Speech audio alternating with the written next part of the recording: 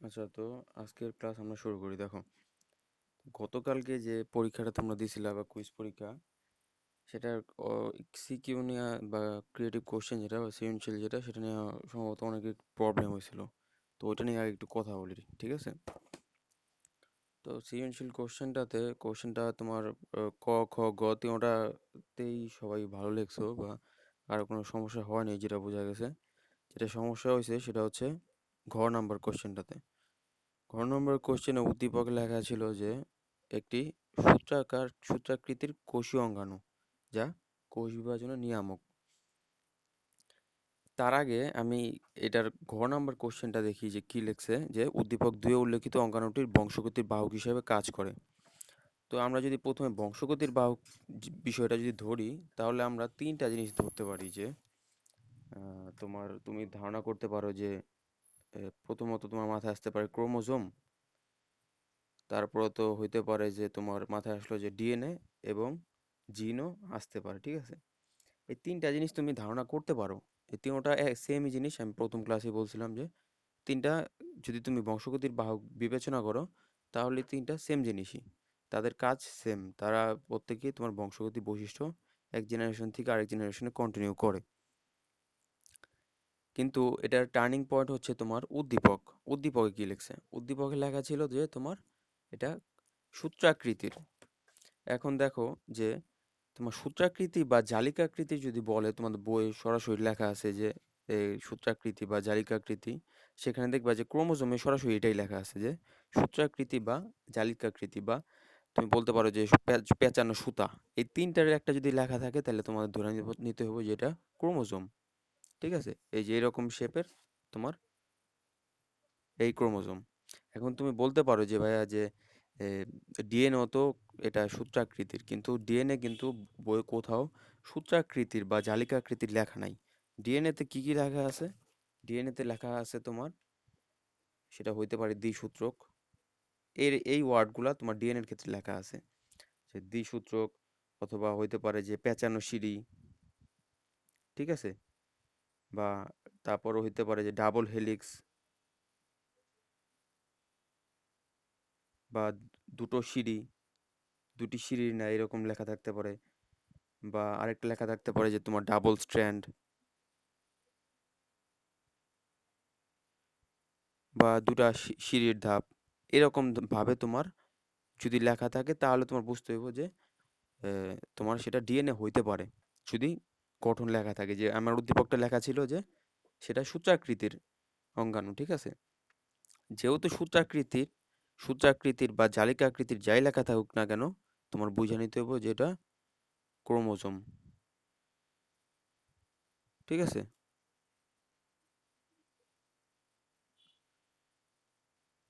বা পেঁচানো সুতা। এই তিনটা টার্মের যদি একটা লেখা থাকে, তাহলে তুমি বুঝে নিবা যে সেটা ক্রোমোজোম। কারণ ক্রোমোজোমের গঠন তো তোমরা দেখছোই যে নিউক্লিয়াসের ভেতরে 55 সূত্রাকৃতির ক্রোমোজোম থাকে। আর ডিএনএ যেটা, এটার ক্ষেত্রে তোমার বই এই রকম নামগুলো লেখা আছে, যে দ্বিসূত্রক, 55 সিঁড়ি, ডাবল হেলিক্স, বা দুটি সিঁড়ি, বা ডাবল স্ট্র্যান্ড, বা দুটি সিঁড়ির ধাপ বলতে পারো। অথবা বই আরেকটা কথাও লেখা আছে যে মাস্টার মলিকুল।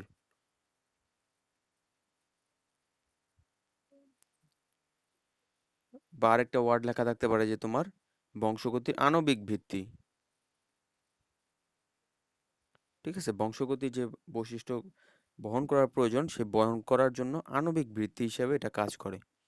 এই ওয়ার্ডগুলো যদি থাকে, তাহলে তুমি বুঝে নিবা যে সেটা ডিএনএ। আর যেহেতু আমাদের এই জায়গায় এই চ্যাপ্টারটাতে জিন টপিকটা হাইলাইট করা হয়নি, তাই আপাতত জিন নিয়ে কিছু বললাম না, ঠিক আছে? কিন্তু এই তিনটা টার্ম কিন্তু একই জিনিসটা ইন্ডিকেট করে। তুমি যদি বলো যে ভাই বংশগতির বাহক কোনটা, এই তিনোটাই বলা যেতে পারে, ঠিক আছে? কিন্তু এই যে ওয়ার্ডগুলা তোমার মাথায় রাখতে হইব। যদি সূত্রাকৃতি, জালিকাকৃতির পেঁচানো সুতা থাকে, তাহলে তোমার সিম্পলি ক্রোমোজোম। আর যদি এই ওয়ার্ডগুলা থাকে, তাহলে সিম্পলি ডিএনএ। ব্যাপারটা বোঝা গেছে? এইবার আরেকটা যেটা নিয়ে কথা বলবো, সেটা হচ্ছে তোমাদের ক, খ অ্যান্সার করা ঠিক আছে, গ নাম্বারও অ্যান্সার করা ঠিক আছে, সবাই ভালোভাবে অ্যান্সার করছো। কিন্তু যেটা দেখলাম যে যারা ডিএনএ দিছো তাদেরটা তো এমনি অলরেডি ভুল গেছে, এবং যারা ক্রোমোজোম দিছো ম্যাক্সিমাম ক্রোমোজোম দিছো, কিন্তু ক্রোমোজোমের ক্ষেত্রে তোমরা ঠিক ঠিক মতো বর্ণনাটা লেখো নাই। তুমি যদি কম্পেয়ার করো যে তোমার খ নম্বরের কোশ্চেন এবং বা অনুধাবন যেটা বা তোমার গ নম্বর বা প্রয়োগ যেটা, সেটা অনুপাতে তোমরা ঘ নাম্বার খুবই কম লেখো। তো এই ক্ষেত্রে নাম্বারটা তোমার কমে যায়। আমি চেষ্টা করছি যে তোমাদের যে যাই লেখছো ভালো মতো নাম্বার দেওয়ার। অ্যাটলিস্ট প্রথম কুইজ তো আমি চেষ্টা করছি যে কোশ্চেনে মোটামুটি একটা স্ট্যান্ডার্ড কোশ্চেন করছে এবং নাম্বারটাও যাতে তোমাদের ইজিলি দেওয়া যায়। কিন্তু তোমরা ঘ নাম্বারে খুবই কম তথ্য দাও। ঘ নম্বরে আরও বেশি তথ্য দেওয়া দরকার, ঠিক আছে? তোমরা চাইলে একটু খ নাম্বার যেটা অনুধাবন সেটা অপেক্ষাকৃত একটু কম লিখতে পারো। যেটা আছে এটা চলে, বাট ওটা থেকে চাইলে একটু কম লিখতে পারো, ঠিক আছে? বাট তোমাদের ঘ নম্বরে কিন্তু ভয়াবহ অবস্থা। তোমরা ঠিকঠাক মতো তথ্য দিতেছো না, ঠিক আছে? এই জায়গায় তথ্যের প্রয়োজন, কারণ এটা ৪ নম্বরের কোশ্চেন। তুমি যে আমি যে কোশ্চেনটা লিখছিলাম যে তোমার বংশগতি বাহক বা যেটা ক্রোমোজোম যদি দেয়া থাকো বা যারাই দিছো, তারা ৪ নাম্বার পাওয়ার ক্ষেত্রে কিভাবে পাইবা ৪ নাম্বার? একজনই দিছিলা যে ৪ নাম্বার পাইছো এই ঘ নম্বর কোশ্চেনটাতে। সে কি করছে? তোমার জ্ঞান স্তর লিখছে, তারপর অনুধাবনও দিছে, প্লাস একটা চিত্রও দিছে ক্রোমোজোমের। যেটা আমি বলছিলাম যে নাম্বার তোলার ক্ষেত্রে কিন্তু চিত্রটা খুবই গুরুত্বপূর্ণ। চিত্রটা সুন্দর হোক বা না হোক সেটা মেইন হাইলাইটিং পয়েন্ট না। হাইলাইটিং পয়েন্ট হচ্ছে যে তুমি ক্রোমোজোমের একটা চিত্র দিছো। এই চিত্র দেওয়া দরকার দরকার নাই যে তোমার খুব বেশি মেনশন করার যে এটার কি কি পার্ট আছে। তুমি জাস্ট সেন্ট্রোমিয়ারটা বললা, এই ক্রোমাটিড বললা, আর তুমি মুখ্য কুঞ্চন এরকম দু একটা টপিক বইলা দিলা, দু একটা জিনিস ই দিয়ে স্কেল দিয়ে হাইলাইট করে দিলা। তাইলে কিন্তু তোমার আর মার্ক কাটার কোনো স্কোপ থাকতেছে না, ঠিক আছে? তো চিত্র দেওয়ার চেষ্টা করবা। আর গ নাম্বারে যদি আমি নাও মেনশন করতাম যে মাইটোকন্ড্রিয়ার যেটা চাইছিলাম সেটা চিত্রর কথা যদি আমি না উল্লেখ করতাম, তাও কিন্তু তোমাদের চিত্র দেওয়া লাগতো, ঠিক আছে? যেহেতু আমি মেনশন করে দিয়েছি তাই সবাই দিছো। আর না থাকলেও এটা দেওয়ার চেষ্টা করবা, ঠিক আছে? তো বুঝলা যে ঘ নম্বরের কোশ্চেনের ক্ষেত্রে ৪ মার্কস কীভাবে তুলতে হয়। তোমার চিত্রটা দিলে একটা মার্ক পাওয়ার একটা ভালো স্কোপ তৈরি হয়ে যায় বা একটা প্রেক্ষাপট তৈরি হয়ে যায়। ব্যাপারটা বোঝা গেছে? আরেকটা জিনিস হচ্ছে যে তোমরা ক নম্বরের কোশ্চেনে অনেকে যেমন দিছো, যে যেমন বা উদাহরণস্বরূপ ব্যাকটেরিয়া বা অনেক কিছু লিখছো। তো ওইটা না লেখার প্রয়োজন নাই। কারণ ক নম্বর যেটা এটাতে মার্কস কিন্তু আমার একের বেশি আমি চাইলে দিতেও পারবো না। তুমি যদি এর মধ্যে রচনা লেখা রাখো তাহলে কিন্তু এটার মধ্যে একের বেশি দেওয়া যায় না।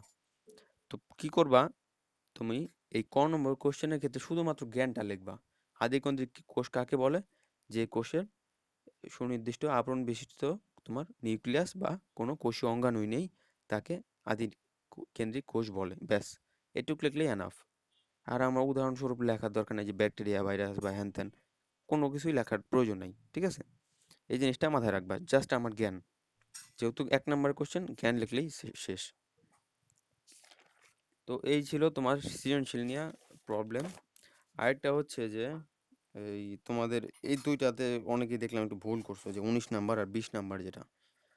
এটাতে তোমার একদম ইজি জিনিসই ছিল যে আরএনএ এক সূত্রক, এটা তো জানোই। আরএনএ কখনোই দ্বিসূত্রক হয় না। আর আরএনএ এর ক্ষেত্রে থায়ামিন ও সাইটোসিন থাকে, এটা কিন্তু ভুল, ঠিক আছে? এটা ভুল। এটা থাকে হচ্ছে তোমার ডিএনএ এর ক্ষেত্রে। আরএনএ এর ক্ষেত্রে কি থাকে? আরএনএ এর ক্ষেত্রে থাকবে তোমার ইউরাসিল আর সাইটোসিন। ওই জায়গায় কিন্তু থায়ামিন থাকবে না, ঠিক আছে? তাই আমার এই ২ নম্বর অপশনটা হবে না। আর আয়নের ক্ষেত্রে অনুলিপন হয় না, এটা সত্য। তাই ১৯ এর অ্যান্সার হবে তোমার ১ আর ৩, অর্থাৎ খ নাম্বার। বুঝতে পারছো ব্যাপারটা? আর ২০ নাম্বার যেটা সেটা হচ্ছে তোমার ক্রোমোজোমের ক্ষেত্রে কোনটি সত্য? এটা হিস্টোন প্রোটিনের সাথে যুক্ত থাকলে ডিএনএ এর সাথে সংযুক্ত অবস্থায় নিউক্লিওজোম বলে, এটা তো জানোই। এই জায়গায় অসত্য হচ্ছে তোমার এই সেন্ট্রোমিয়ার যেটা। আমি বলছিলাম পুরা ক্রোমোজোম যেটা সেটা পুরাটাই হচ্ছে তোমার রঞ্জিত অঞ্চল। অর্থাৎ সেটাকে যদি আমি পিগমেন্ট দেই, পিগমেন্ট দিয়ে যদি আমি মাইক্রোস্কোপের নিচে ধরি, তাহলে দেখা যাবে পুরা ক্রোমোজোমটাই একটা কালারফুল ডেকোরেশন আছে। কিন্তু একটা মাত্র জায়গা যেটার নাম হচ্ছে সেন্ট্রোমিয়ার, ওই জায়গাটা হচ্ছে তোমার অরঞ্জিত অঞ্চল বা ওই জায়গায় কোনো পিগমেন্ট প্রদান করে না বা রং প্রদান করে না, ঠিক আছে? আর যেটা নিউক্লিওলাসের সাথে সংযুক্ত থাকে স্যাটেলাইট, এটা তো সত্য। তাহলে এটারও তোমার ১ আর ৩ হবে, অর্থাৎ কারেক্ট অ্যান্সার হচ্ছে গ। ব্যাপারটা বুঝতে পারছো? তো এই তো আর তোমাদের আশা করি প্রবলেম নাই। আর আমি কোশ্চেনটা একটু স্ট্যান্ডার্ড করার চেষ্টা করছি। আমি খুব বেশি কঠিনও করিনি, আবার যে ইজি করছি তাও না, ঠিক আছে? আর যারা ডিএনএ লেখছো তাদেরকেও আমি 0 দেই নাই, কারণ যেহেতু লেখছো ১ নাম্বার দিছি। কারণ তোমাদের তোমাদের লজিকও ঠিক ছিল যে না ভাই ডিএনএও তো বংশগতির বাহক হিসাবে কাজ করে। কিন্তু ব্যাপারটা ওইটা না। যদি স্পেসিফিক্যালি বলি তাহলে সূত্রাকৃতির হইলে সেটা ক্রোমোজোম হবে অবশ্যই, ঠিক আছে? তো কোশ্চেন নিয়ে এইটুকুই। আশা করি আর কারো কোশ্চেন থাকলে বলতে পারো, যদি সমস্যা থেকে থাকে।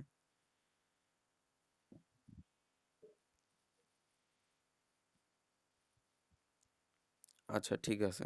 তো আশা করি তোমাদের সব ডাউট ক্লিয়ার হয়ে গেছে। আর সমস্যা থাকলে অবশ্যই বলবা।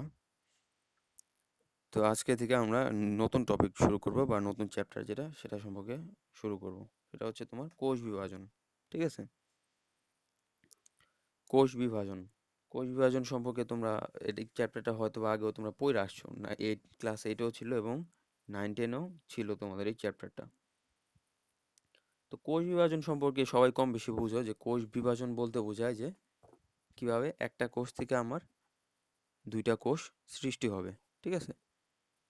এই প্রক্রিয়াটাই হচ্ছে কোষ বিভাজন। অর্থাৎ একটি কোষ থেকে দুটি বা চারটি কোষ সৃষ্টি হওয়ার যে প্রক্রিয়াটা, সেটাই হচ্ছে আমার কোষ বিভাজন প্রক্রিয়া।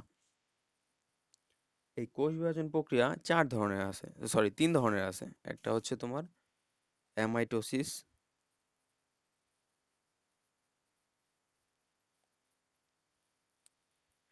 আর একটা হচ্ছে মাইটোসিস, এবং অপরটি হচ্ছে মিওসিস,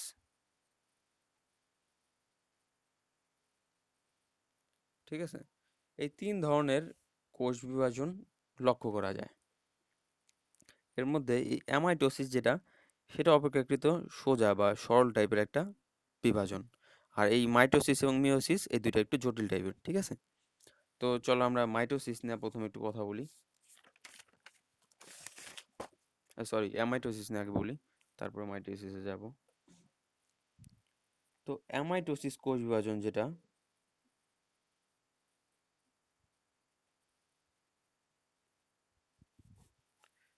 অ্যামাইটোসিস কোষ বিভাজন যেটা, সেটাতে কোনো জটিল প্রক্রিয়া নাই। অর্থাৎ খুব সহজভাবে নিউক্লিয়াস যেটা আছে সেটাও বিভাজিত হয়ে যায় এবং সাইটোপ্লাজম যেটা আছে সেটাও বিভাজিত হয়ে যায়। যেহেতু এই প্রক্রিয়াটা তোমার কোনো রকম জটিল ভাঙাচোরা বা যাই বলো জটিল কোনো জৈবিক কোনো কাজ ছাড়াই তোমার এই প্রসেসটা হয়ে যেতেছে, তাই এটার নাম বলা হয়েছে তোমার প্রত্যক্ষ বিভাজন। এটা আরেকটা নাম হচ্ছে প্রত্যক্ষ বিভাজন। কেন প্রত্যক্ষ বিভাজন বলা হয়? কারণ এটাতে কোনো জটিল প্রক্রিয়া নাই। অর্থাৎ কোনো রকম ঝামেলা ছাড়াই এটা সরাসরি বিভাজিত হয়ে যেতেছে, ঠিক আছে? একটা থেকে দুইটা সৃষ্টি হয়ে যেতেছে। তো একটা ছবি আঁকা তোমাদের সংক্ষিপ্তভাবে আমি দেখাই দিই। এই ধরো আমার মাতৃকোষ, বা যেই কোষটা আমার বিভাজিত হবে, ঠিক আছে? এই হচ্ছে আমার মাতৃকোষ, ঠিক আছে? এই মাতৃকোষে সর্বপ্রথম তোমার নিউক্লিয়াসে বিভাজন শুরু হবে, ঠিক আছে? এই যে নিউক্লিয়াস, সেই নিউক্লিয়াসটা কিছুটা লম্বা ডাম্বেল আকৃতির হবে, ঠিক আছে? এরকম টাইপের হবে। এবং এই নিউক্লিয়াসের ভিতরে অবশ্যই তোমার যে নিউক্লিওলাস, তারপর যে নিউক্লিওপ্লাজম এবং ক্রোমোজোম যেগুলো আছে, সেগুলোও তোমার বিভাজিত হবে, ঠিক আছে? বিভাজিত হইলে এটা একদম সাধারণ নিয়মে তোমার এরকম এরকম বলতে পারো যে দুইটা সাইডে তোমার নিউক্লিওলাসও চলে আসবে এবং নিউক্লিওপ্লাজম ক্রোমোজোম সবগুলা দুইটা বিভাজিত হয়ে দুইটা দুই সাইডে চলে যাবে, ঠিক আছে? সাইডে চলে যাবে এবং এরকম আগের মতো একটা শেপ গঠন করবে, ঠিক আছে? এবং আলটিমেটলি এই যে সাইটোপ্লাজম যেটা আছে সেটা তোমার ভেতরে চাইপা গিয়া বা আরো সংকুচিত হয়ে এরকম দুইটা কোষ সৃষ্টি করবে, ঠিক আছে?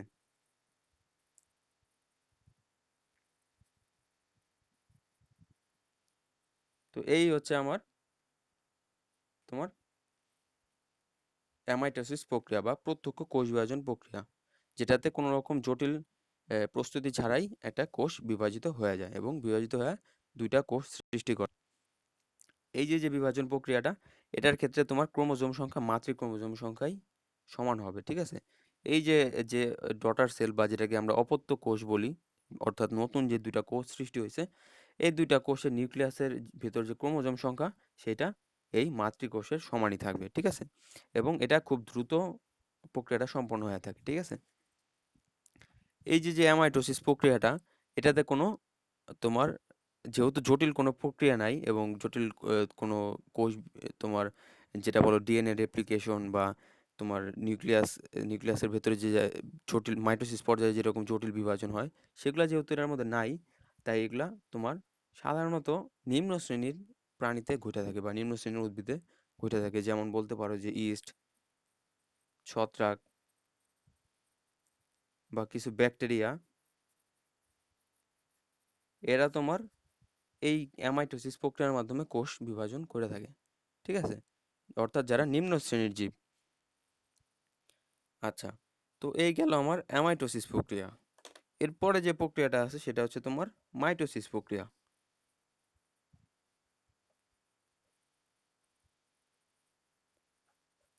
এই মাইটোসিস প্রক্রিয়াটা একটু জটিল ধরনের, কারণ এটার মধ্যে তোমার প্রস্তুতি পর্যায়, তারপর নিউক্লিয়াসের পূর্ব গঠন এবং সাইটোপ্লাজমের ভাঙন, এইসব এটসেট্রা অনেক জিনিস আছে। ঠিক আছে?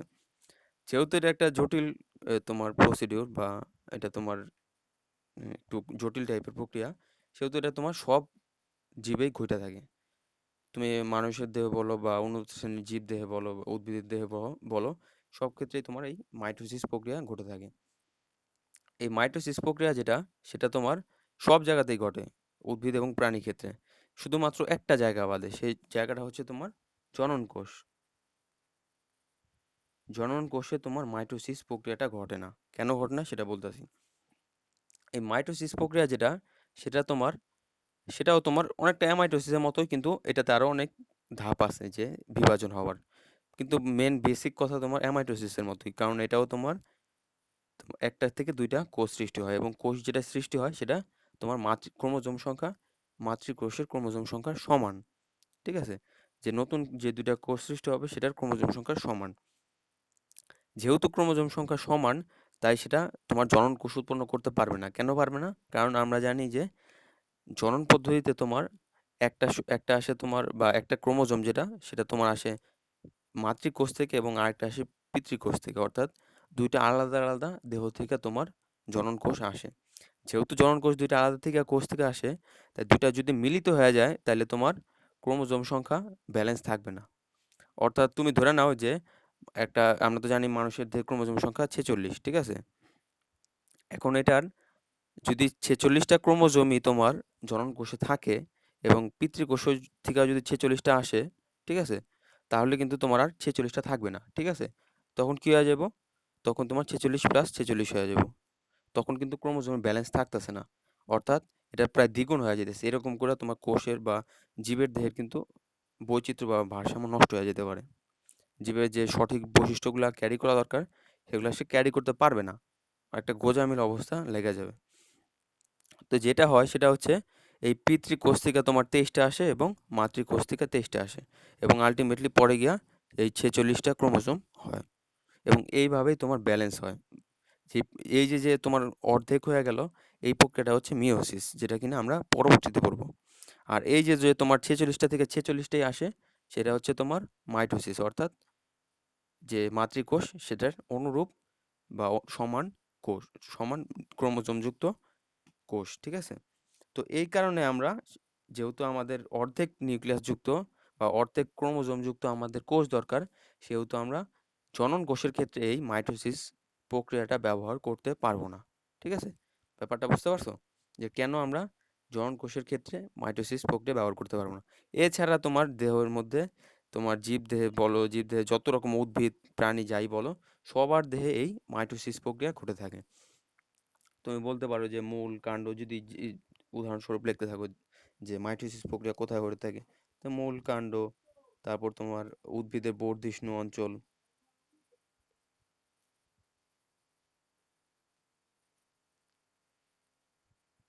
ঠিক আছে?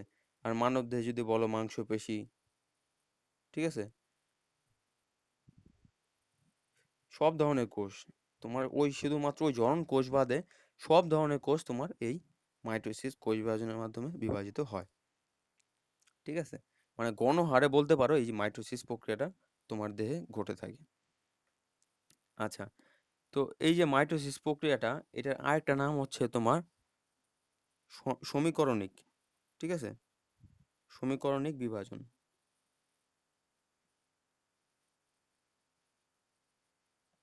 এটাকে কেন সমীকরণিক বিভাজন বলা হয় এটা তোমার অনুধাবন স্তরে আসতে পারে, ঠিক আছে? কেন সমীকরণিক বলা হয়? এটার কারণ হচ্ছে এই যে মাইটোসিস কোষ বিভাজন এটার ক্ষেত্রেও তোমার একদম সিম্পলি যেটা একটু আগেই বললাম যে মাতৃকোষ থেকে যে অপত্য কোষ বা ডটার সেল যেটা তৈরি হয় সেটার ক্রোমোজোম সংখ্যা সমান থাকে। যেহেতু সমান থাকে আমরা যখন একটা তোমার ইকুয়েশন লিখি যে ম্যাথের ক্ষেত্রে যে ডান পক্ষ বাম পক্ষ, ডান পক্ষে যেটা অর্থাৎ তোমার ডান পক্ষে যেটা আছে সেটা বাম পক্ষের সমান। এই যেমন সমান চিহ্ন দেওয়া ইকুয়েশন দেওয়া লিখি না, এর জন্য এটার নাম তোমার সমীকরণ যেটা লিখি এই যে বাম পাশে এবং ডান পাশে সমান থাকে, এর জন্য তোমার এটাও তোমার মাইটোসিস কোষ বিভাজনটাও এরকম সমীকরণিক নাম দেওয়া হয়েছে। কারণ এটার বাম পাশে যদি আমরা ধরি মাতৃকোষ এবং ডান পাশে যদি ধরি অপত্য কোষ, দুটার ক্রোমোজোম সংখ্যা কিন্তু সেম, ঠিক আছে? এই জন্য এটার নাম দেওয়া হয়েছে তোমার সমীকরণিক কোষ বিভাজন। বুঝতে পারছো ব্যাপারটা? এটা তোমার অনুধাবন স্তরে আসতে পারে যে সমীকরণিক কোষ বিভাজন বলতে কি বোঝো, তখন বোঝা যাবে যেটা তোমার মাইটোসিস কোষ বিভাজন, এবং এটা সমীকরণ নাম দেওয়া হয়েছে কারণ ওই জিনিসটা যে মাতৃকোষ এবং অপত্য কোষ থেকে নিউক্লিয়াস ক্রোমোজোম সংখ্যা সেম থাকে, ঠিক আছে? তো এই হচ্ছে আমার সমীকরণিক কোষ বিভাজন বা মাইটোসিস কোষ বিভাজন আমার গেল। এখন মাইটোসিস কোষ বিভাজনে ভেতরে বা ডিটেলসে পড়ার আগে তোমাদের একটা একটা প্রক্রিয়া আমি দেখাবো, সেটার নাম হচ্ছে কোষ চক্র।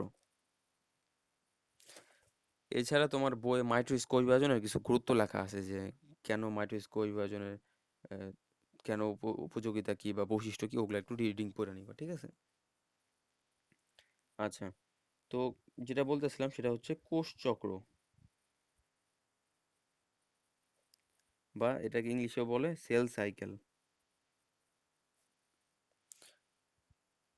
দেখো, একটা কোষ তো আর সারা জীবন তোমার বিভাজিত অবস্থায় থাকে না। যেমন আমরা মাইটোসিস, অ্যামাইটোসিস বা মিওসিস যে বিভাজনগুলো বললাম বা বলতাছি যেগুলা, এটা তো একটা নির্দিষ্ট সময়ে ঘটে। পুরা কোষের সারা লাইফ ধরে তো আর সে বিভাজিত হইতে থাকে না। তার তো নিজস্ব একটা কোষ গঠনের বা প্রস্তুতি নেওয়ার একটা সময় আছে, তাই না? তো আমি তোমাদের একটা সাইকেল আইকা বুঝাই, তাহলে বুঝতে পারবা। এই ধরে নাও এটা একটা তোমার কোষের পুরো লাইফের একটা পুরো লাইফ স্প্যান বা পুরো কোষের একটা জীবনযাপনের একটা সময়, ঠিক আছে? এটা পুরাটা হচ্ছে তোমার কোষের জীবনযাপনের সময়। এখন যদি আমরা একটা অংশ ধরে নেই যে এই অংশটুক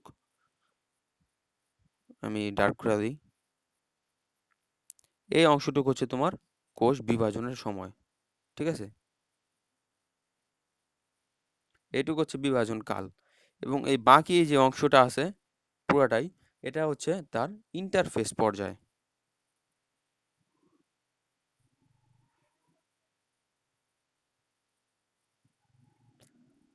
ইন্টারফেস বলতে বুঝতে পারতাছো যে যেমন মুভিতে থাকে না ইন্টারভাল, অর্থাৎ মাঝখানে যে একটা বিরতির পর্যায় থাকে, এরকম এই একটা কোষ বিভাজন হওয়ার পর এই যে সে বিভাজিত হইলো বা নতুন যে কোষ সৃষ্টি হইলো, সে আবার পরবর্তীতে ম্যাচিওর হইয়া সে পরিপক্ক হইয়া আবার নতুন ডিএনএ প্রতিলিপন করে আবার যে বিভাজিত হইব, এই মাঝখানের যে সময়টা, এই পুরো সময়টা হচ্ছে ইন্টারফেস পর্যায় বা তার অবিভাজিত পর্যায়। অর্থাৎ সে নিজের মধ্যে নিজে প্রস্তুতি গ্রহণ করতেছে, ম্যাচিওর হওয়ার একটা সময় সে গ্রহণ করতেছে। এই একটা বিভাজন হওয়ার পর বা একটা নতুন কোষ সৃষ্টি হওয়ার পর পরবর্তী আবার বিভাজিত হওয়ার আগ পর্যন্ত যে সময়কালটা, সেটাই হচ্ছে আমার ইন্টারফেস পর্যায়। বুঝতে পারছো ব্যাপারটা? এটা হচ্ছে তার প্রস্তুতি পর্ব বা তার ম্যাচিওর হওয়ার একটা সময়। তাহলে আমরা এই যে বিভাজিত সময়টা, এটাকে আমরা নাম দিলাম হচ্ছে মাইটোসিস পর্যায় বা মাইটোসিস দশা লিখতে পারি, বা এটাকে সংক্ষেপে এম ফেজও বলা হয়, ঠিক আছে? এমতে মাইটোসিস ফেজ, ঠিক আছে? এই যে ইন্টারফেস পর্যায়, এইটাকে আবার বোঝার সুবিধার্থে তোমার তিনটা ভাগে ভাগ করা হয়েছে। এই ধরে নাও এই একটা ভাগ, হ্যাঁ, এই একটা ভাগ, আবার এই একটা ভাগ, আবার এই একটা ভাগ। এই পুরা ব্যাপ্তিকালটাকে ইন্টারফেস পর্যায়ের, অর্থাৎ কোষ যে অবিভাজিত অবস্থায় আছে, এই ব্যাপ্তিকালটাকে তিনটা ভাগে ভাগ করা হয়েছে, ঠিক আছে? এই তিনটা ভাগকে কি কি নাম দেওয়া হয়েছে? এর নাম হচ্ছে তোমার G1 দশা, এটা হচ্ছে তোমার S দশা এবং এটা হচ্ছে G2 দশা।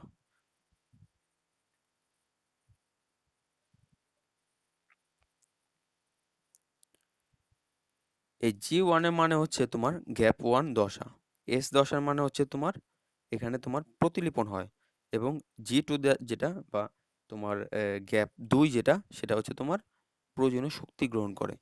তো আমি প্রত্যেকটা সম্পর্কে ২-৩টা কথা আমি তোমাদের বইলা দিতেছি, যেটা তোমার আহ, ২-৩টা কথা জানলেই হইব, খুব বেশি জানার প্রয়োজন নাই। আচ্ছা, তো যেটা বললাম এই পুরাটা হচ্ছে বা অবিভাজিত যে সময়টা সেটা হচ্ছে আমার ইন্টারফেস দশা। এই ইন্টারফেস পর্যায়ের মধ্যে আমার ৩টা ভাগে ভাগ করলাম, G1, S এবং G2। G1 যেটা বা গ্যাপ 1 যেটা, এটা সম্পর্কে ২টা কথা লিখি। G1 দশা, এই G1 দশা যেটা সেটা হচ্ছে নির্ধারণ করে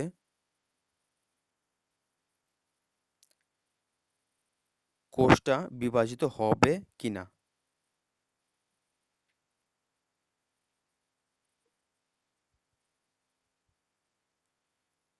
ঠিক আছে?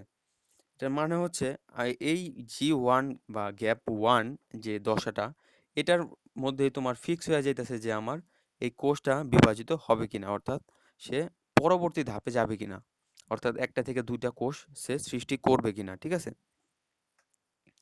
এই ধাপেই সে নির্ধারিত হয়ে যাইতেছে, এই G1 ধাপে। ঠিক আছে? তো আমি একটা কথা বলি যে এই যে আমার মাইটোসিস পর্যায়ে যে কোষ সৃষ্টি হইলো, সেটা এই G1 এ গিয়া অনেক কোষ আটকা পড়ে যায়, অর্থাৎ অনেক কোষ পরবর্তীতে আর বিভাজিত হয় না। তুমি মানবদেহের, যদি মানবদেহের কথা বলো, মানবদেহের ম্যাক্সিমাম কোষ এরকম G1 দশায় গিয়া আটকা পড়ে যায়, অর্থাৎ তারা আর বিভাজিত হইতে পারে না। যেমন উদাহরণস্বরূপ আমি আরবিসি ধরে নিলাম, বা রেড ব্লাড সেল বা লোহিত রক্তকণিকা। আমাদের দেহে কিন্তু লোহিত রক্তকণিকা বিভাজিত হয় না, এটা তো কি তোমরা জানো? তোমরা অনেকেই জানো যে লোহিত রক্তকণিকা যেটা সেটা অস্থিমজ্জায় উৎপন্ন হয়, অর্থাৎ আমাদের হাড়ের ভেতর যে যেরকম লাল অস্থিমজ্জা আছে বা বোন ম্যারো যেটাকে আমরা বলি ইংলিশে, সেই বোন ম্যারো থেকে তোমার এক একটা করে আরবিসি উৎপন্ন হয়। ঠিক আছে? একটা একটা করে আরবিসি উৎপন্ন হয়। এই যে আরবিসি গুলো উৎপন্ন হয় সেগুলো কিন্তু কখনো বিভাজিত হয় না, অর্থাৎ তারা কিন্তু তোমার এই যে একবার যে উৎপন্ন হয়েছে একটা কোষ, সে একটাই থেকে যায় এবং একটা অবস্থায় সে মারা যায়। ১২০ দিন পর সেগুলা মারা যায়। সেগুলা কই মারা যায় তোমার, এটা আমরা ইংলিশে বলি স্প্লিন, তোমার বাংলায় আমি কি নামটা ভুলে গেছি, এক্সাক্ট নামটা আমি জানি না, সরি স্প্লিন, এটার বাংলা নামটা আমার ঠিক মনে পড়তেছে না। তো যাই হোক, ওই ওই জায়গায় গিয়া তোমার এই আরবিসি গুলা মারা যায়। ঠিক আছে? তো এরকম সে কিন্তু এই অস্থিমজ্জা থেকে যে উৎপন্ন হইলো বা হাড়ের ভেতর থেকে যে লাল অস্থিমজ্জা, সেই লাল অস্থিমজ্জা থেকে যে সে উৎপন্ন হইলো, উৎপন্ন হইয়া পুরা দেহ ঘুরা টুরা ১২০ দিন পর সে মারা গেল। তার কিন্তু এই বিভাজিত হওয়ার পর সে কিন্তু ওই G1 ফেজে আটকা পড়ে গেছে। সে কিন্তু আর এই এসে যায় নাই, G2 এ যায় নাই এবং পরবর্তীতে সে বিভাজনও করে নাই। ঠিক আছে? যখন একটা বাচ্চার তোমার বাচ্চা থেকে যখন অ্যাডাল্ট হয়, তখন তোমার স্নায়ু কোষ বলো, তারপর তোমার মাংসপেশি বলো, এই সবগুলা কোষই যখন ম্যাচিউর হয়ে যায় বা পরিপক্ক হয়ে যায়, অর্থাৎ যথেষ্ট সে এ বৃদ্ধি সাধন হয়ে যায়, তখন হয় কি এই G1 পর্যায়ে সবগুলা গিয়ে আটকা পড়ে যায়। যেমন তোমার যদি তোমার হাতের কোনো একটা নার্ভ, যদি নার্ভ বা যেটাকে বলো স্নায়ু যদি কাইটা দেওয়া হয়, তাহলে তোমার সেই হাত অচল হয়ে যাবে। সেই হাত কিন্তু পুনরায় আবার স্নায়ু তৈরি করবে না। ঠিক আছে? তোমার বডি কিন্তু এটা সক্ষম না, কারণ তারা এই G1 ফেজেই আটকা পড়ে যায়। তখন কি হয়, সেই তোমার ওই হাতের যে হাতের স্নায়ু কাটছে, সেই হাত তোমার প্যারালাইসিস হয়ে যাবে, অর্থাৎ সেই হাতের স্নায়ু কোষ ধ্বংস হয়ে যাবে। আর আমরা জানি যে স্নায়ু কোষ থেকে তোমার স্নায়ু কোষে তোমার মূল যে তোমার এটাই কি বলে যে কেন্দ্রীয় যে ইটা ব্রেন থেকে বা সেন্টার থেকে যে সিগন্যালগুলা বা নির্দেশনাগুলা চলে, সেগুলা তোমার কাজ করা বন্ধ করে দিবে, স্নায়ু কোষ চলা কাজ করা বন্ধ করে দিবে। তো সে কিন্তু আবার রিপেয়ার হইতে পারবে না, বা সে চাইলেই আবার বিভাজিত হয়ে নতুন কোষ তৈরি করতে পারবে না। ঠিক আছে? তো এই G1 ফেজে গিয়া অনেক কোষই তোমার আটকা পড়ে যায়, স্পেশালি তোমার উন্নত শ্রেণী বা প্রাণীর ক্ষেত্রে এগুলা বেশি দেখা যায়। উদ্ভিদের ক্ষেত্রে আবার এটার ভিন্নতা লক্ষ্য করা যায় যে উদ্ভিদের ক্ষেত্রে কোনো একটা কোষ ড্যামেজ হলো বা তুমি উদ্ভিদের কোনো একটা ডাল কাইটা নিলা, তখন কি হবে সেই ডাল থেকে দেখবে আবার নতুন আরেকটা ডাল গজায় গেছে বা নতুন আরো কিছু পাতা গজায় গেছে। তো তাদের ক্ষেত্রে কিন্তু এই বিভাজনগুলো র্যাপিডলি ঘটে, কিন্তু আমাদের ক্ষেত্রে এই G1 ফেজে তোমার অনেক কিছু আটকা পড়ে যায়। তো যেটা বলতেছিলাম, G1 ফেজ যেটা বা G1 দশা যেটা, সেটাতে তোমার সেটা নির্ধারণ করে যে কোষটা বিভাজিত হবে কিনা। আর যদি নির্ধারিত করে দেয় যে না বিভাজিত হবে না, তাহলে এই পর্যায়েই তোমার সব আটকা পড়ে যাবে, অর্থাৎ কোষ আর বিভাজিত হবে না, আর নতুন কোষ তৈরি করবে না। আচ্ছা, তারপরে দেখো, এটা হচ্ছে ভাইয়েরা কোনো সমস্যা হলে কিন্তু বইলো, ঠিক আছে? বুঝতে সমস্যা হলে বা দেখতে না পারা গেলে বা কোনো কোশ্চেন থাকলে অবশ্যই করবা।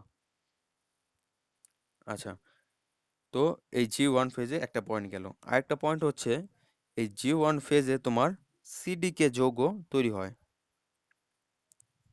সিডিকে বলতে আমরা কি বুঝি? সিডিকে অর্থাৎ সাইক্লিন ডিপেন্ডেন্ট কাইনেজ, ঠিক আছে?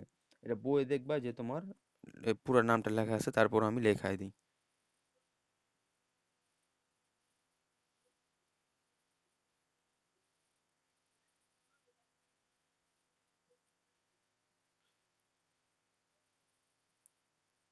ঠিক আছে? এই লাস্টে যে এজ আছে এটার মানে বুঝতে পারতেছো যে সেও কিন্তু একটা এনজাইম, ঠিক আছে? এনজাইম, সে করে কি, এই সিডিকে যৌগ অর্থাৎ একটা প্রোটিন টাইপের যৌগ, সে এই পুরা তোমার এই কোষ চক্রটা নিয়ন্ত্রণ করে, ঠিক আছে? ব্যাপারটা খেয়াল রাখো, এই সিডিকে যে যৌগটা, এটা পুরোটা তোমার কোষের যে বিভাজন পর্যায় সেটা কিন্তু সে কন্ট্রোল করে। এই সিডিকে যৌগ না থাকলে কোষ বিভাজিত হবে না। তো সিডিকে যৌগ যেটা সেটা কিন্তু খুবই গুরুত্বপূর্ণ, অর্থাৎ তোমার কোষ বিভাজন কতক্ষণ স্থায়ী হবে, কীরকম বিভাজিত হবে, কখন বিভাজিত হবে, এই পুরাটাই তোমার কন্ট্রোল করে হচ্ছে এই সিডিকে যৌগ বা সিডিকে প্রোটিন। এই যে সিডিকে প্রোটিন যেটা, সেটা তোমার এই কোষ চক্রের G1 দশাতেই তোমার তৈরি হয়, ঠিক আছে? তো এই G1 ফেজ সম্পর্কে বা G1 দশা সম্পর্কে এই দুইটা পয়েন্ট আপাতত মাথায় রাখলেই হবে, যে দুইটা পয়েন্ট কি কি, এই পর্যায়ে আমার নির্ধারিত হয় কোষটা বিভাজিত হবে কিনা, এবং এই পর্যায়ে সিডিকে যৌগ বা সাইক্লিন ডিপেন্ডেন্ট কাইনেজ এই যৌগটা সৃষ্টি হয়। এই যৌগটার কাজ কি? এই যৌগটার কাজ হচ্ছে পুরা যে কোষ বিভাজন প্রক্রিয়াটা সেটাকে নিয়ন্ত্রণ করা, ঠিক আছে? তো আমার এই G1 দশা এইটুক দশা গেল, এবং এইটুক দশার সময় হচ্ছে 30 থেকে 40%। ও তার আগে বলি, এই যে মাইটোসিস যে বিভাজন, এই বিভাজনের সময় হচ্ছে তোমার 5 থেকে 10%, ঠিক আছে? আর বাকি পুরাটাই হচ্ছে 90%ই হচ্ছে তোমার ইন্টারফেস, ঠিক আছে? অর্থাৎ 90% কোষই একটা 90% সময়ই একটা কোষ তোমার অবিভাজিত অবস্থায় থাকে। তাহলে বুঝতে পারতেছো ব্যাপারটা, যে খুব সামান্য একটা সময় কোষটা বিভাজিত হয়, অর্থাৎ 5 থেকে 10%। একটা কোষের লাইফ যদি আমি চিন্তা করি যে তার লাইফ যদি 100 ঘন্টা হয়ে থাকে, সে মাত্র 5 থেকে 10 ঘন্টা ব্যয় করে কোষটা বিভাজিত হইতে, এবং সে বাকি 90 ঘন্টায় সে প্রস্তুতি নিতে থাকে যে কীভাবে আমার কোষটা বিভাজিত হবে, কীভাবে কোন সময় হবে, এবং সেই ব্যাপারে সে প্রস্তুতি নিতে থাকে। তো যাই হোক, এই যে পুরা ইন্টারফেজের 30 থেকে 40% সময় হচ্ছে তোমার এই তোমার G1 দশা, ঠিক আছে? তো তারপরে দেখো তোমার যেটা S দশা বা সিনথেসিস দশা, এটাকে সিনথেসিস কেন নাম দেওয়া হয়েছে এটা সম্পর্কে একটা লাইনই জেনে রাখবা, সেটা হচ্ছে এই দশাতে তোমার ডিএনএ প্রতিলিপন হয়।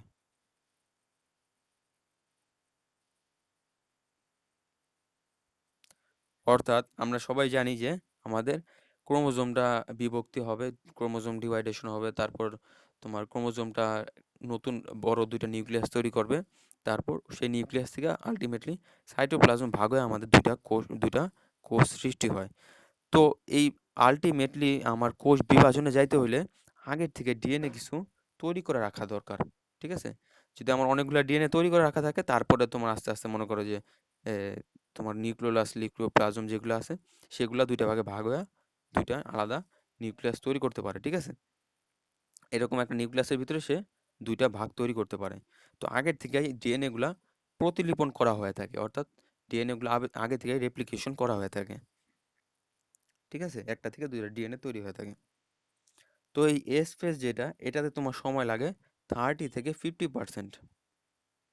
অর্থাৎ আমার পুরো কোষ চক্রের 30 থেকে 50% সময় যায় শুধুমাত্র ডিএনএ প্রতিলিপনের ক্ষেত্রেই। আরেকটা বিষয় কি বুঝলা, যে ডিএনএ প্রতিলিপন কিন্তু কোষ বিভাজনের আগেই হয়ে থাকে। অর্থাৎ তুমি যদি চিন্তা করে রাখো যে আমার কোনো একটা জিনিস রান্না করতে হবে, রান্না করার আগে জিনিসগুলো কোটাকাটি করে রাখতে হয় না? তো কোটাকাটির বিষয়গুলো তুমি ধরে রাখতে পারো যে আমার ডিএনএ প্রতিলিপন, অর্থাৎ সে জিনিসগুলা কাইটে টাইটে রেডি করে রাখতে আছে যে আমার পরবর্তীতে আমার এই মাইটোসিস বিভাজনে যাইতে হবে। ঠিক আছে? তো আমার এস দশায় শুধুমাত্র একটু জানলেই হবে যে সেগুলা ডিএনএ প্রতিলিপিত হয়। তারপরে যেটা G2 দশা বা গ্যাপ 2 দশা, যেটা কিনা এই বাকিটুকু, এই গ্যাপের পরেই তোমার আলটিমেটলি মাইটোসিস কোষ বিভাজন বা এম ফেজ শুরু হয়ে যায়। তো G2 দশায় যেটা, সেটা হচ্ছে, সেটার কাজ হচ্ছে তোমার প্রাইমারি কাজ হচ্ছে সে তোমার তোমাদের আগে একটু বলি যে আমাদের কিন্তু এই যে কোষ বিভাজনের ক্ষেত্রে কিন্তু এরকম স্পিন্ডল যন্ত্র তৈরি হয়। এটা হয়তোবা তোমরা পড়ছো যে এরকম স্পিন্ডল যন্ত্র, এরকম তোমার ফাইবার তৈরি হয়, কিছু স্পিন্ডল ফাইবার, ওগুলোর মধ্যে তোমার ক্রোমোজোমগুলো এরকম আটকানো থাকে। ঠিক আছে? এরকম ক্রোমোজোমগুলো আটকানো থাকে। তো আমাদের স্পিন্ডল তন্তু তৈরি করার প্রস্তুতিটা এই G2 ফেজেই হয়ে থাকে। তো G2 ফেজে কি হয়, এই যে স্পিন্ডল তন্তু যেগুলো আছে এগুলো তৈরি করার জন্য একটা বিশেষ অঙ্গাণু আছে যেটার নাম হচ্ছে মাইক্রোটিউবুল। তোমরা অঙ্গাণুটা তোমাদের আগের চ্যাপ্টারে ছিল, বাট এটা যেহেতু খুব একটা ইম্পর্টেন্ট না তাই তোমাদের স্কিপ করে গেছি আমি। আচ্ছা, আজান দিতেছে তো আমি একটু 1 মিনিট একটু বিরতি নিই।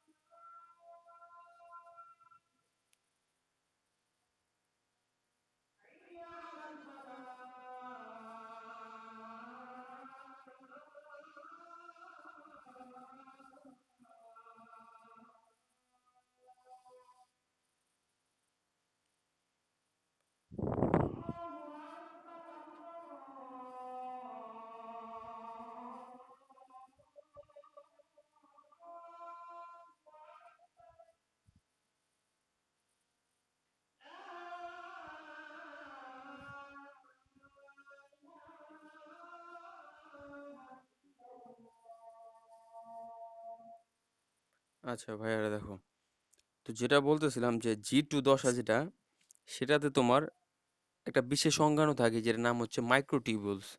এটা তোমরা তোমাদের গত চ্যাপ্টারে ছিল, বাট এটা খুব একটা ইম্পর্টেন্ট না, তাই আমি স্কিপ করাই দিয়ে গেছি তোমাকে, ঠিক আছে? তো মাইক্রোটিউবুলসের কাজ হচ্ছে, তার একটা বড় ভূমিকা হচ্ছে এই যে যে আমার যে স্পিন্ডল তন্তুগুলা সৃষ্টি হয় না কোষ বিভাজনের সময়, সেই স্পিন্ডল তন্তুগুলা গঠনের ক্ষেত্রে এই মাইক্রোটিউবুলস সাহায্য করে। তো এই G2 ফেজের ক্ষেত্রে কি হয়, আমার যে স্পিন্ডল তন্তু তৈরি করার জন্য যে উপাদানগুলা দরকার সেগুলা মাইক্রোটিউবুলস জড়ো করে। অর্থাৎ মাইক্রোটিউবুলস এই স্পিন্ডল তন্তু সংশ্লেষণকরণের জন্য কিছু পদার্থ গঠন করে। তো আমি পয়েন্টটা এভাবে লিখতে পারি যে মাইক্রোটিউবুল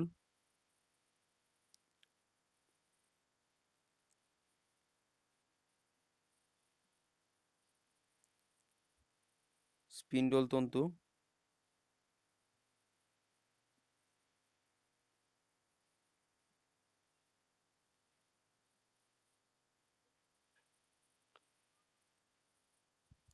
গঠনকারী পদার্থ সংশ্লেষণ করে।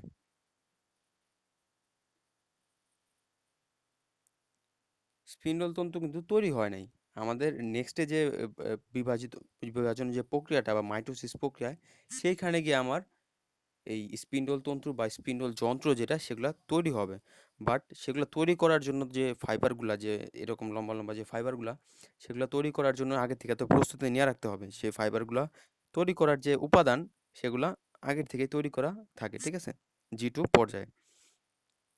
তো এই G2 পর্যায়ে আমরা কি লিখতে পারি, যে মাইক্রোটিউবুল, একটা কমা দিয়ে নিলাম, মাইক্রোটিউবুল স্পিন্ডল তন্তু গঠনকারী পদার্থ সংশ্লেষণ করে। অর্থাৎ স্পিন্ডল তন্তু গঠনের ক্ষেত্রে যে পদার্থগুলো দরকার, যেগুলো দরকার সেগুলো এই পর্যায়েই তোমার তৈরি করা হয়ে থাকে। এবং আরেকটা পয়েন্ট আমরা লিখতে পারি যে প্রয়োজনীয় এটিপি তৈরি করে।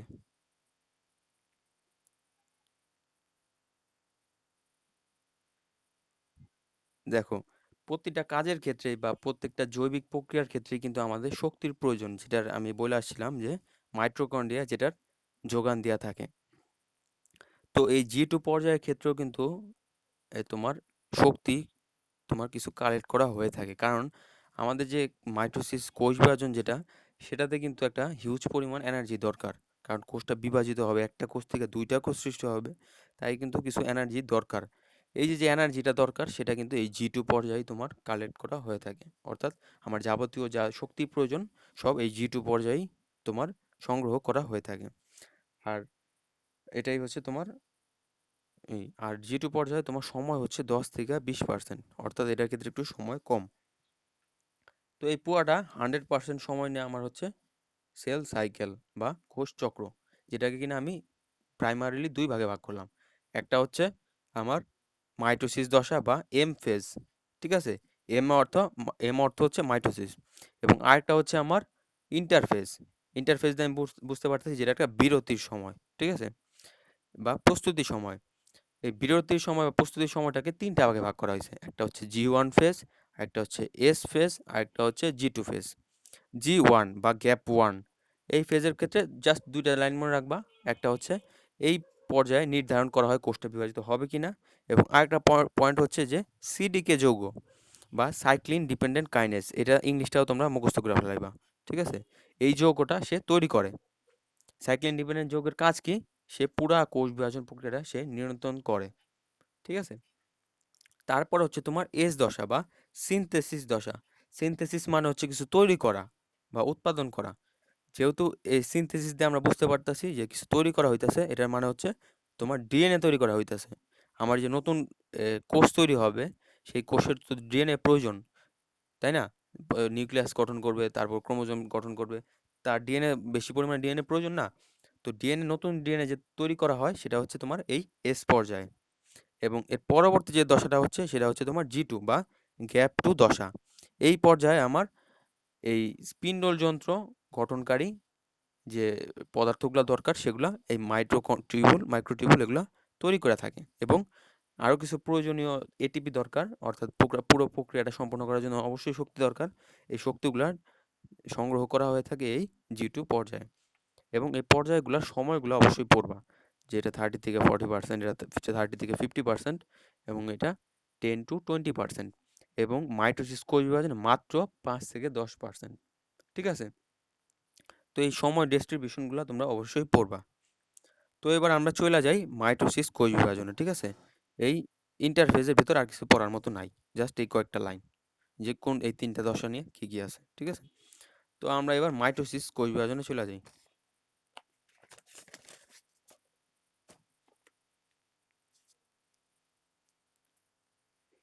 এম ফেজ বা মাইটোসিস কোষ বিভাজন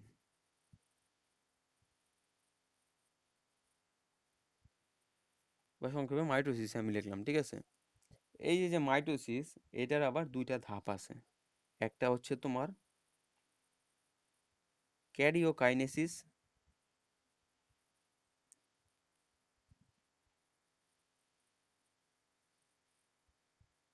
এবং অপরটা হচ্ছে সাইটোকাইনেসিস।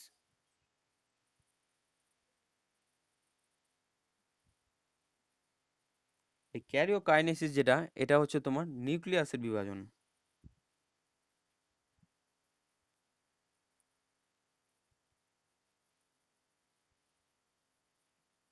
ঠিক আছে? অর্থাৎ তোমার এটা বোঝার সুবিধার্থে আর কি দুইটা ভাগে ভাগ করা হয়েছে মাইটোসিস পর্যায়টাকে।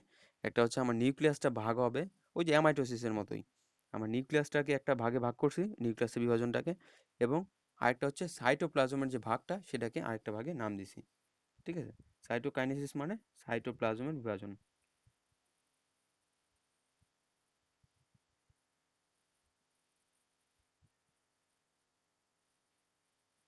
বুঝতে পারছো? একটা হচ্ছে আমার নিউক্লিয়াসের বিভাজন আর একটা হচ্ছে আমার সাইটোপ্লাজমের বিভাজন। এই নিউক্লিয়াসের বিভাজন যেটা, এইটাকে আবার, এটার আবার কিছু ধাপ আছে। এটা টোটাল 5টা ধাপ। 5টা ধাপ তোমরা অলরেডি জানো, যে প্রোফেজ, প্রোমেটাফেজ,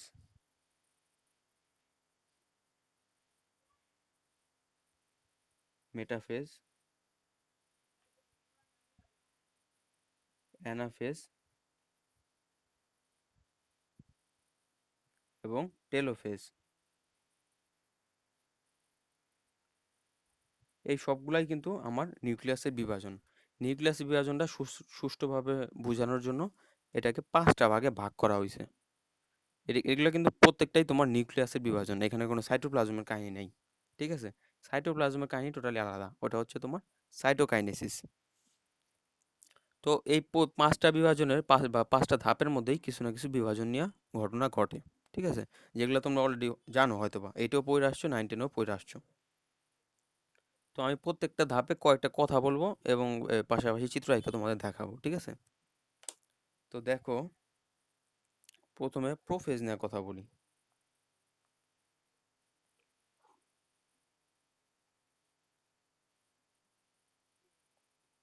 প্রোফেজ বা প্রথম ধাপ যেটা, তো প্রোফেজ যেটা, এটার ক্ষেত্রে তোমার একটু চিত্র আঁকি আমি দেখাই, তাহলে তোমাদের বুঝতে সুবিধা হবে। এই হচ্ছে আমার, জাস্ট তোমাদের বোঝানোর জন্য, ঠিক আছে? এই হচ্ছে আমার কোষ, ঠিক আছে? আশা করি দেখা যাইতেছে। এই হচ্ছে তোমার, জাস্ট বোঝানোর জন্য, এটা হচ্ছে তোমার কোষ প্রাচীর আর কি, উদ্ভিদ কোষ দিয়ে বুঝিয়ে দিতেছি। এই হচ্ছে আমার সাইটোপ্লাজম, এটার ভিতরে কোষ। তো নিউক্লিয়াস যেটা, সেটা তোমার অত্যাধিক বড় হয়ে যাবে, ঠিক আছে? এই সাইটোপ্লাজমের ভিতরে তো আর সাধারণত এত বড় নিউক্লিয়াস থাকে না। তো এই নিউক্লিয়াস যেটা, সেটা সেটা আকৃতিতে একটু বড় হয়ে যাবে। তো দেখো, প্রথম তো আইকা নেই, তারপর তোমাদের দেখাই।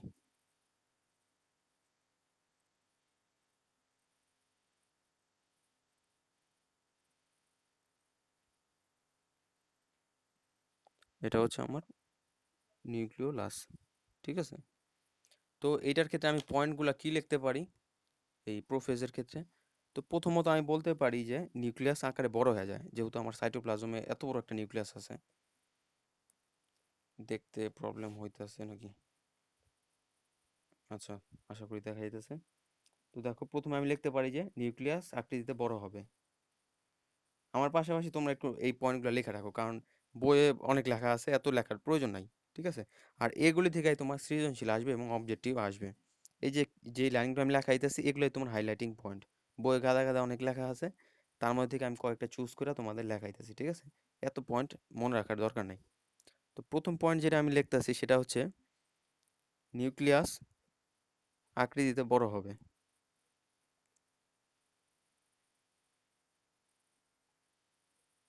ঠিক আছে? এবং পানি অপসারিত হবে, বা যেটাকে জল বিয়োজন বলতে পারি আমরা।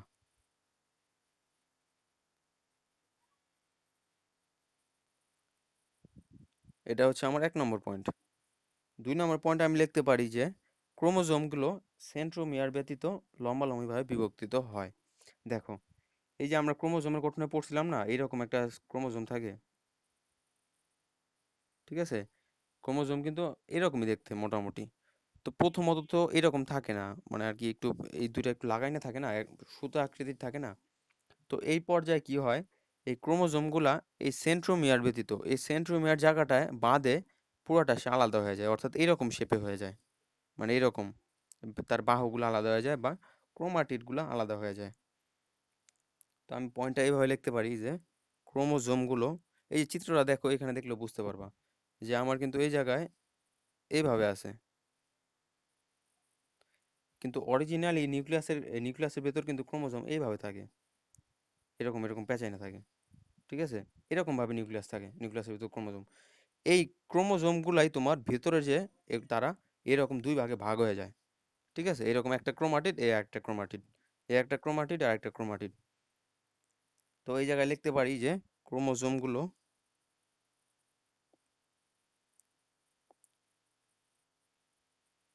সেন্ট্রোমিয়ার ব্যতীত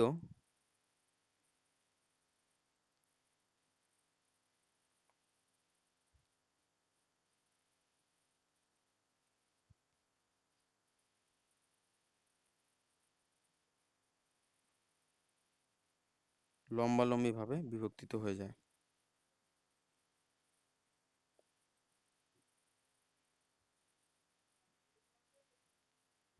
ঠিক আছে? অর্থাৎ এই যে আমার ক্রোমোজোম যেটা আছে সেটা লম্বালম্বি দুই ভাগে, ভিডিও ঘোলা দেখা যাইতেছে?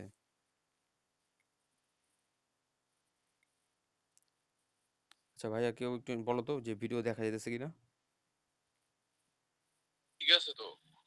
আচ্ছা ভিডিও ক্লিয়ার ভাই, কথাটা খালি লেগ হয়। না, ঠিকই ঠিক আছে। আচ্ছা, সমস্যা হলে বললো আমার।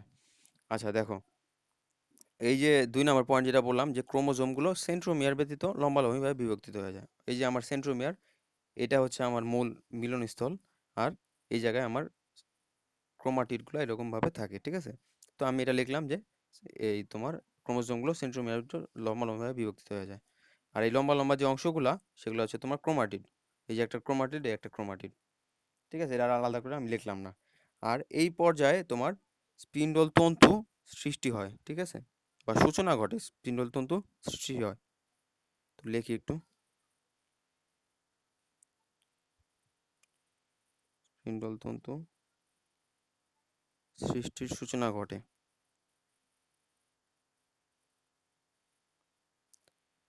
এই ধাপে আমার স্পিন্ডল তন্তু এখনো শুরু হয় নাই, ঠিক আছে? মানে স্পিন্ডল তন্তুটা এখনো গঠিত হয় নাই, বাট এই ধাপে স্পিন্ডল তন্তু তৈরি হওয়ার সূচনা ঘটে, ঠিক আছে?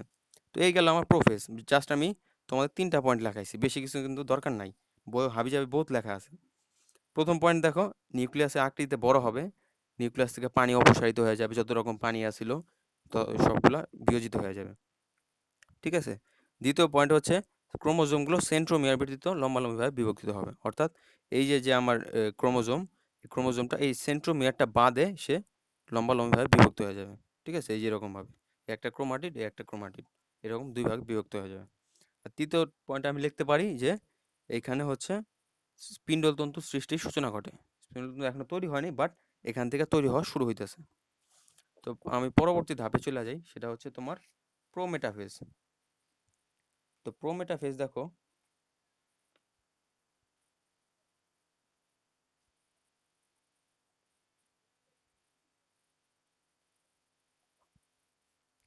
প্রোমেটাফেজ যেটা, সেটাতে তোমার একটা চিত্র আঁকনি, তাহলে বুঝতে পারবা। দেখো,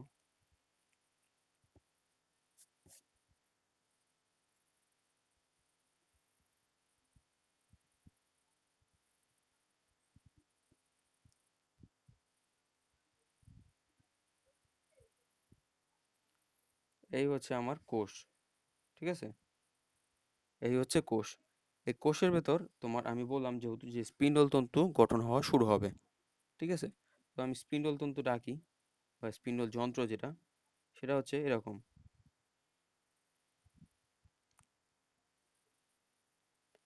এরকম তোমার স্পিন্ডল যন্ত্র তৈরি হবে।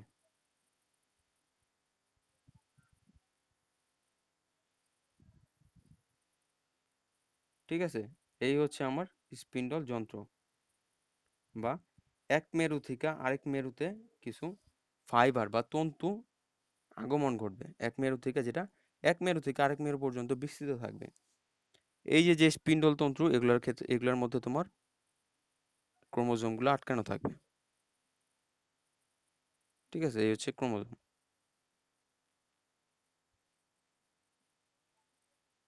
এই ক্রোমোজোমগুলো এখানে আটকানো থাকবে। একদম স্পিন্ডল তন্তুর যে ফাইবারগুলো আছে, সেই ফাইবারগুলোর সাথে আমার এই ক্রোমোজোমগুলো আটকানো থাকবে। এই ধাপটাই হচ্ছে আমার প্রোমেটাফেজ ধাপ। এবং এদিকে তুমি হালকা দিতে পারো যে এখানে আমার নিউক্লিয়াসটা ছিল, নিউক্লিয়ার একটা কাভারিং ছিল না এই যে এই পর্যায়ে, এই যে নিউক্লিয়াস একটা যে নিউক্লিয়ার এনভেলপ, বা যেটা নিউক্লিয়ার আমরা বলি যে, যেটা যাই বলে, এই যে কাভারিংটা নিউক্লিয়ার এনভেলপই তো বলে। এই কাভারিংটা তোমার আস্তে আস্তে বিলুপ্ত হতে শুরু করবে। মোট কথা তোমার নিউক্লিয়াসে সবই বিলুপ্ত হয়ে যাবে, বুঝছো, জাস্ট ক্রোমোজোমটা বাদে। তোমার নিউক্লিয়ার এনভেলপও বিলুপ্ত হয়ে যাবো, নিউক্লিওপ্লাজমও বিলুপ্ত হয়ে যাবো, নিউক্লিওলাসও বিলুপ্ত হয়ে যাবো। ঠিক আছে, জাস্ট এই ক্রোমোজোমগুলো ভাইসা থাকবো। তো যাই হোক, এই প্রোমেটাফেজে তো আমরা পয়েন্টগুলো একটু লিখি, যে আমরা কী কী পয়েন্ট লিখতে পারি। প্রথম পয়েন্ট লিখতে পারি যে দুই মেরুযুক্ত স্পিন্ডল যন্ত্রের সৃষ্টি হবে।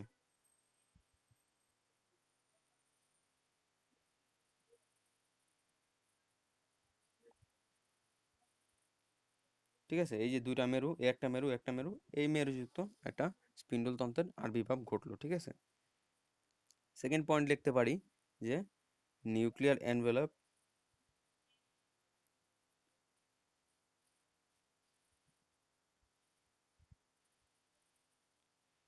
এবং নিউক্লিওলাস বিলুপ্ত হবে।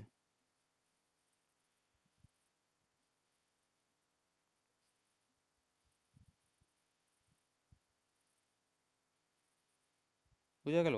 যে এখানে যে একটা নিউক্লিওলাস ছিল গোল, একটু ঘন আবৃত অংশ, নিউক্লিওলাসও চলে গেল, নিউক্লিয়ার এনভেলপটাও চলে গেল। ঠিক আছে, আরেকটা পয়েন্ট আমি লিখতে পারি যে এখানে, এই যেই পয়েন্টটা, এই যে দেখো, এই যে যে আমার এই সেন্ট্রোমিয়ারটা এরকম তোমার, এই ক্রোমোজোমটা যে সেন্ট্রোমিয়ারের মাধ্যমে এই স্পিন্ডল তন্তুর সাথে যে লাগানো অবস্থায় আছে, যে ভাসমান অবস্থায় আছে, এইটাকে নাম দেওয়া হয়েছে ক্রোমোজোমীয় নৃত্য। বুঝছো, কেন ক্রোমোজোমীয় নৃত্য নাম দেওয়া হয়েছে? দেখো, এই যে আরেকবার বলি ব্যাপারটা, বা তোমাদের অনুধাবন স্তরে আসতে পারে যে ক্রোমোজোমীয় নৃত্য বলতে তোমরা কি বোঝো। তখন বলবা যে এই যে স্পিন্ডল যন্ত্র বা স্পিন্ডল যে ফাইবার, এই ফাইবারগুলোর মধ্যে এই যে ক্রোমোজোমগুলা সেন্ট্রোমিয়ারের মাধ্যমে আটকানো থাকে, এবং এটা অনেকটা ভাসমান অবস্থায় বা আন্দোলিত অবস্থায় দেখা যায়। ঠিক আছে, এই যে আন্দোলিত অবস্থায় বা ভাসমান অবস্থায় এরকম ক্রোমোজোমগুলো দেখা যায়, এই জিনিসটাই হচ্ছে, বা এই অবস্থানটাই হচ্ছে তোমার ক্রোমোজোমীয় নৃত্য। যদি তোমার এক লাইনে কোশ্চেন আসে যে ক্রোমোজোমীয় নৃত্য কাকে বলে, তখন তুমি বলবা যে স্পিন্ডল যন্ত্রের সাথে ক্রোমোজোমের আন্দোলিত অবস্থাকে তোমার, বা ভাসমান অবস্থাকে এই ক্রোমোজোমীয় নৃত্য বলা হয়। তো এটা আমি 3 নাম্বার পয়েন্ট একটু মেনশন করে দিতেছি যে স্পিন্ডল যন্ত্রের সাথে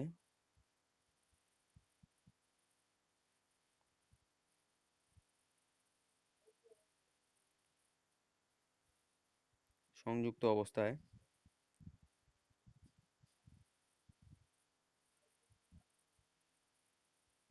ক্রোমোজোমের আন্দোলিত অবস্থাকে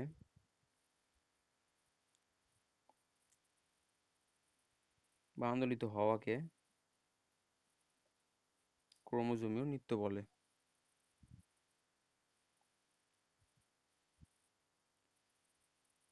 ব্যাপারটা বুঝতে পারছো? এটা কিন্তু তোমাদের অনুধাবন স্তরও আসতে পারে। কি বোঝা গেল? এই যে যে আমার স্পিন্ডল যন্ত্রের মধ্যে যে স্পিন্ডল তন্তুগুলো আছে, এই তন্তুগুলার মধ্যে যে ক্রোমোজোমগুলা আটকানো অবস্থায় আছে, হ্যাঁ, আটকানো অবস্থায় যে ভাসমান অবস্থা বা ভাইসা বেড়াইতেছে বা আন্দোলিত অবস্থা, এরকম মনে করো যে সে ভাইসা বেড়াইতেছে, এই যে অবস্থা যেটা, এটাই হচ্ছে তোমার ক্রোমোজোমীয় নৃত্য, ঠিক আছে? তো এই হচ্ছে আমার পুরো মেটাফেজ। আমি জাস্ট 3টা পয়েন্টই লিখলাম। এই 3টা পয়েন্টই তোমাদের সৃজনশীল বলো বা এমসিকিউ বলো ইম্পর্টেন্ট, ঠিক আছে? তারপর আমি একটা লিখতে পারি যে মেটাফেজ, পরের পর্যায়ে যেটা ওইটা লিখে দিই, চলে যাই,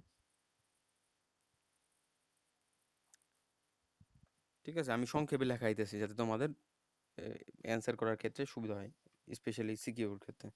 কারণ পুরা বই তো রিডিং দিবাই একবার, কারণ সব পয়েন্ট তো আর পড়া যাবো না, তো তোমরা এই পয়েন্টগুলো মনে রাখবে অবশ্যই, ঠিক আছে? তারপর যেটা সেটা হচ্ছে তোমার মেটাফেজ। মেটাফেজ যেটা সেটা তোমার একটু চিত্র আঁকে বোঝা যায়।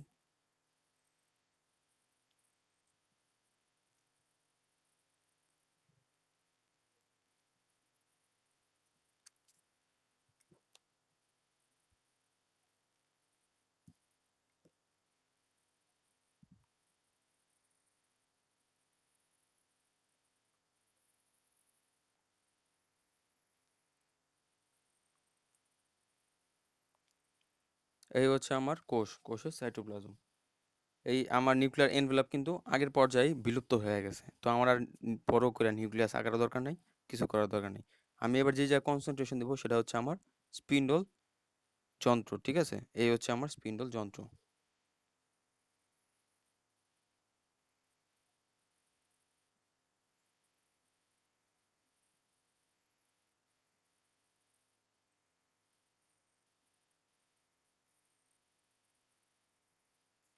তো আমার স্পিন্ডল যন্ত্র আঁকা হয়ে গেল, ঠিক আছে?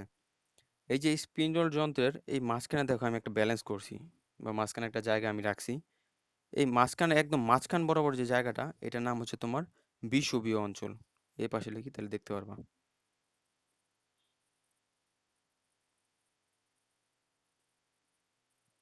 এই জায়গার নাম হচ্ছে বিষুবীয় অঞ্চল, ঠিক আছে? অর্থাৎ একদম মাঝখান বরাবর। তোমরা কিন্তু এটাকে এই পাশের মাঝখানে ধরবা, ঠিক আছে? আবার লম্বা লম্বি মাঝখানে ধরো না, যে এই যেটা তো লম্বা একটা লাইন, তাহলে এইটাই মনে হয় বিষুবীয় অঞ্চল, তা না কিন্তু। বিষুবীয় অঞ্চল হচ্ছে এই যে এই লাইনটা বরাবর, ঠিক আছে? এই লাইনটা হচ্ছে তোমার বিষুবীয় অঞ্চল। তো এই বিষুবীয় অঞ্চলের ক্ষেত্রে তোমার এই জায়গায় সবগুলা ক্রোমোজোম চলে আসে। তো দেখো আমি আঁকি, সব ক্রোমোজোম এত সময় তো ছড়ানো ছিটানো অবস্থা ছিল, একটা ছিল উপরে, আর একটা ছিল নিচে, এরকম ভাবে মানে ইমব্যালেন্স অবস্থা ছিল, একটা উপরে নিচে এরকম ভাবে ছিল। এখন সবগুলা মাঝখানে চলে আসবে,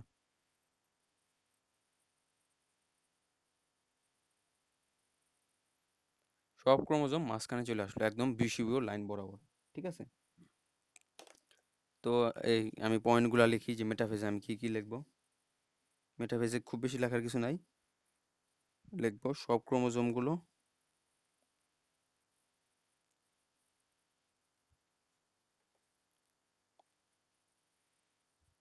সব ক্রোমোজোমগুলো বিষুবীয় অঞ্চলে চলে আসে,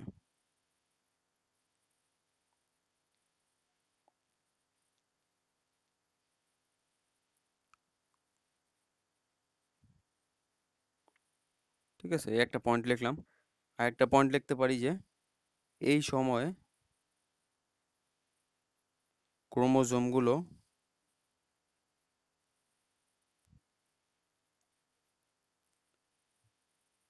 সবচেয়ে খাটো এবং মোটা দেখা যায়।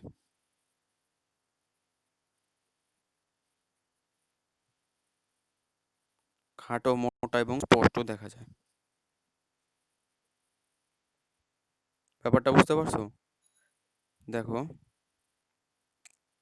এই যে যে পর্যায়, এই জায়গায় তোমার আলটিমেটলি খুব মানে যে একটা নিউক্লিয়াসের ভিতরে কিছু তো পানি ও পদার্থ থাকে, তখন সবগুলা পানি যখন চলে যায়, তখন করে কি এই নিউক্লিয়াসটা তোমার একদম মনে করো মরুভূমির মতো অবস্থা, ঠিক আছে? তখন সব কিছু স্পষ্ট দেখা যায়, এবং এটার মধ্যে তোমার মানে ঝাপসা হওয়ার কিছু নাই। তো এই বিষুবীয় পর্যায়ে যেহেতু সবগুলা এক লাইনে একটা সিরিয়ালে চলে আসে, তখন তোমার এই ক্রোমোজোমগুলোকে অনেক মোটা, খাটো এবং স্পষ্ট দেখা যায়।